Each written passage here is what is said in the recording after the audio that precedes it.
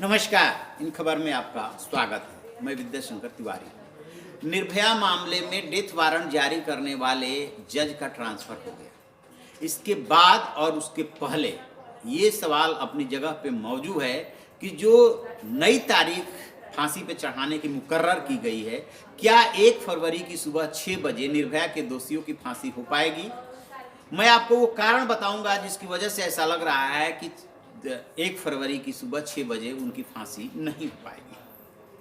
केंद्र सरकार भागे भागे सुप्रीम कोर्ट पहुंची है कि निर्भया मामले में जो संदेश गया है वो ठीक नहीं गया है, लिहाजा डेथ वारंट जारी होने के 7 दिनों के अंदर फांसी हो जानी चाहिए।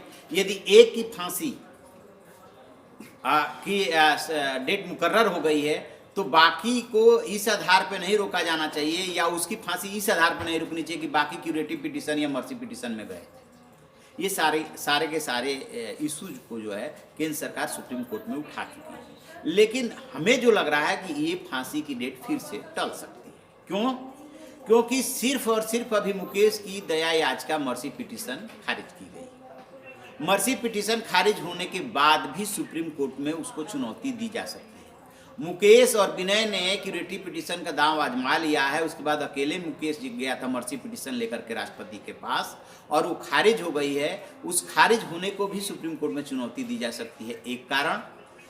दूसरी बात कि दो ने, यानी कि अभी जो उधर पवन है और अक्षय है, उसने क्यूरेटिव पिटीशन का दाव नहीं आजमाया है। उनके पास क्यूरेटिव पिटीशन का भी विकल्प है और मर्सी पिटीशन का भी विकल्प है। इधर विनय के पास भी है, क्योंकि पहले इसने मर्सी पिटीशन दाखिल किया था लेकिन बाद में उसको विड्रा कर लिया था कि हमारा सिग्नेचर ही नहीं है। तो दो के पास क्यूरेटिव पिटीशन और मर्सी पिटीशन का विकल्प है और एक के पास मर्सी पिटीशन का विकल्प है और एक के पास मर्सी पिटीशन को चैलेंज करने का विकल्प है। अब सवाल ये उठ रहा है कि क्या ऐसे में इनकी फांसी हो पाएगी? 1 फरवरी सुबह 6 बजे का टाइम तो मुकर्रर हो गया।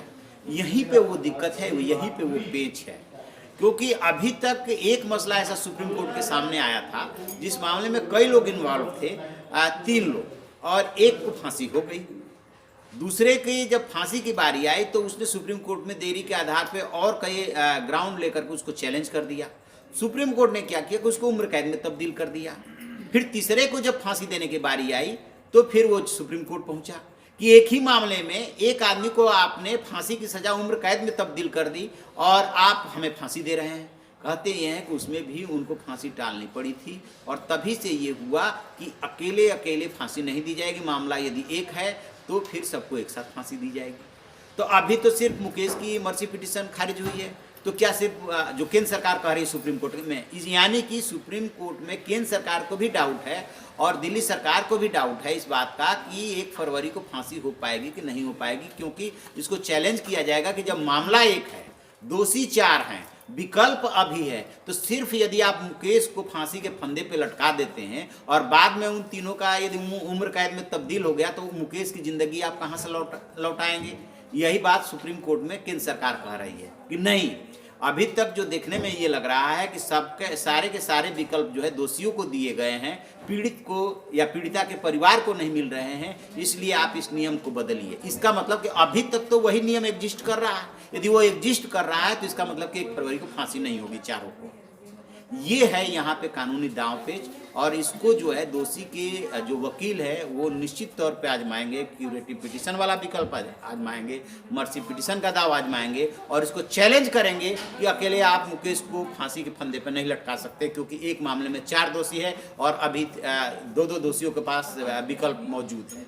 इसी से लग रहा है कि शायद फांसी न होने पाए। खैर देखते हैं, क्योंकि मामला इसलिए इस मामले में कई जो है नजीर बनेंगी और उसी से आगे चल करके मामले तय होंगे। इसलिए देखना ये है कि केंद्र सरकार जो सुप्रीम कोर्ट गई है उसमें सुप्रीम कोर्ट क्या बोलता है और अब 1 फरवरी से पहले कौन कौन से दाव पेच खेले जाते हैं।